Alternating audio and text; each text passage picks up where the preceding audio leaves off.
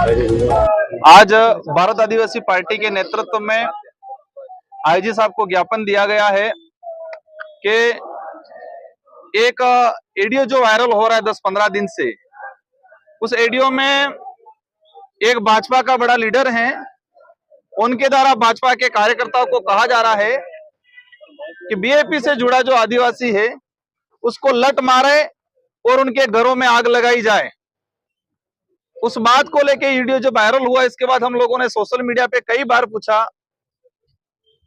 CM को tag करके, संबंधित एसपी को टैग करके, आईजी डीजी को टैग करके कि आतंकवादी कौन है जो आदिवासियों के घर जलाने की बात कर रहा है। लेकिन 15 दिन हो गए, किसी प्रकार का कोई रिएक्शन नहीं हुआ और इसी के फलस्वरूप भाजपा के इस भड़काऊ भाषण की वजह से आदिवासियों पे लट पत्थरबाजी करने के, उनके कार्यकर्ताओं को निर्देश देने की वजह से दरियावत विधानसभा क्षेत्र के लसाड़िया के अंदर हमारे विधायक और हमारे कार्यकर्ताओं पे जानलेवा हमला किया गया। अगर उसका पहले ही पता चल जाता और उस पर कार्रवाई कर लेते तो हो सकता है ये घटना नहीं होती। तो हमारी सबसे बड़ी मांग यही है कि भाजपा इस इलाके के अंदर जिस तरह से तानाशाही रवैया अपना के आपस में लड़ाने का काम कर रही है अपने राजनीतिक स्वार्थ के लिए, और सोशल मीडिया पे हमने जो वायरल किया इसके बाद अधिकतर लोगों का ये कहना है कि ये आवाज मन्नालाल रावत जो सांसद है यहाँ की, उनकी है। हर व्यक्ति कह रहा है, हमने भी उनकी लैंग्वेज जो सुनी है देसी, तो सबका ये कहना है सोशल मीडिया पे कहीं पर भी कि ये आवाज मन्नालाल रावत जो सांसद है उनकी है। एक सांसद होते हुए अगर ये आवाज उनकी है तो एक सांसद होते हुए इस तरह की घटिया सोच रखने वाला व्यक्ति आतंकवादी से भी घातक व्यक्ति है। तो हम प्रशासन से अनुरोध किया गया है, आईजी साहब से मुलाकात की है कि इसमें मुकदमा दर्ज करे और मुकदमा दर्ज करके कानूनी कार्रवाई करे, क्योंकि जो व्यक्ति आदिवासियों का समाज का सर्टिफिकेट लगा के सांसद बना है और वही आदिवासियों का घर उजाड़ने का, घर जलाने की बात कर रहा है, तो इससे बड़ा दुर्भाग्य कोई और नहीं हो सकता है। पिछले हम महीने भर से देख रहे हैं भाजपा के नेता जिस तरह से अलग अलग कार्यक्रम करके यहाँ पर डिलिस्टिंग को लेके, धर्म को लेके, हमारे पे अनर्गल बयान को लेके जो माहौल बना रहे हैं, सच्चाई है कि उनके पास कोई सहारा नहीं है। वो विकास की बात को लेके आए थे, धर्म के बात पे आके अटक गए हैं। वर्तमान में आदिवासी इलाके के अंदर बेरोजगारी बढ़ रही है, रोजगार की बात नहीं कर रही है डबल इंजन की सरकार। यहाँ पर स्कूलों की हालत खराब है, टीचर नहीं है, टीचर है तो कमरे नहीं है, कमरे है तो टीचर नहीं है, ये स्थिति बनी हुई है। आज बाबूलाल जी खराड़ी टीएडी मंत्री हैं, आदिवासियों के कल्याण के लिए बना हुआ डिपार्टमेंट है, लेकिन उस डिपार्टमेंट में क्या हो रहा है उनको कोई नहीं पता। उनको धर्म और राजनीतिक पार्टी का जो चश्मा लगाया वो चश्मा उतर नहीं रहा है। उनके खुद के विधानसभा क्षेत्र के अंदर एक रूम के अंदर, कल की न्यूज है शायद भास्कर की, एक रूम के अंदर पहली क्लास से लगा के 12वीं तक के बच्चे पढ़ रहे हैं, उसी में प्रिंसिपल बैठ रहा है, उसी में टीचर बैठ रहा है, और एक पहली क्लास से लगा के 12वीं तक के, और ये एक जगह नहीं पूरे इलाके के अंदर टीएडी डिपार्टमेंट के छात्रावास संचालित हैं। वहां पर आदिवासियों का भविष्य तैयार हो रहा है, छोटे बच्चे पढ़ रहे हैं। लेकिन जब से ये सरकार बनी है वो छात्रावास भ्रष्टाचार के हड्डे बन गए हैं। आदिवासी गरीब बच्चों को छात्रावास में पढ़ाने की सुविधा गवर्नमेंट का नॉर्म से है, लेकिन जब से ये सरकार बाबूलाल जी टीएडी मंत्री बने हैं हॉस्टलों की अव्यवस्था बिल्कुल खत्म हो गई है, एक ठेके पे चला रहे हैं।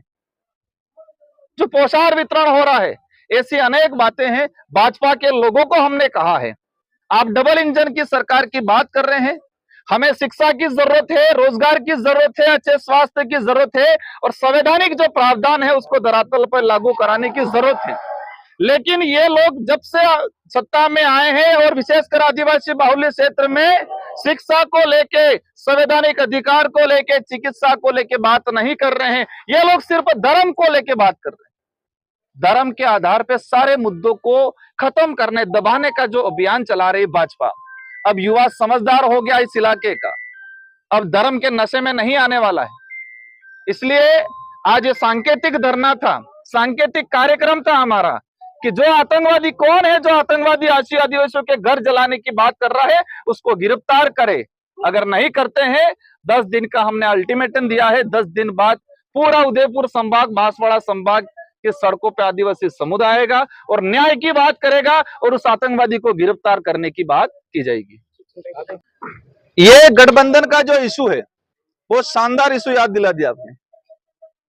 उसको लेके सब चाहते हैं, जिज्ञासा प्रवृत्ति अंदर है सबके, क्या हो रहा है क्या हो रहा है। भाजपा के प्रदेश प्रभारी आए थे राधा मोहन जी। राधा मोहन जी उदयपुर में आए, प्रवेश किया, कहा राजकुमार रोध बहुत अच्छा आदमी। 78 सालों से 78 सालों से इस इलाकों में किसी पार्टी किसी नेताओं ने कोई काम नहीं किया, वो काम राजकुमार रोध कर रहा है, अच्छा आदमी है। फिर कहा कि वो जो चाहते हैं वो कांग्रेस के साथ रह के नहीं, भाजपा के साथ आके कर सकते हैं।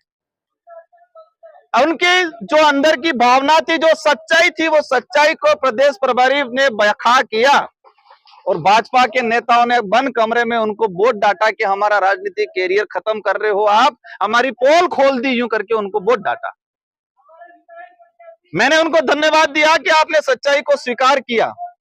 अब रही बात गठबंधन का, हम लोग, हमारी पार्टी डिसीजन करेगी कि हमें क्या करना है क्या नहीं करना है।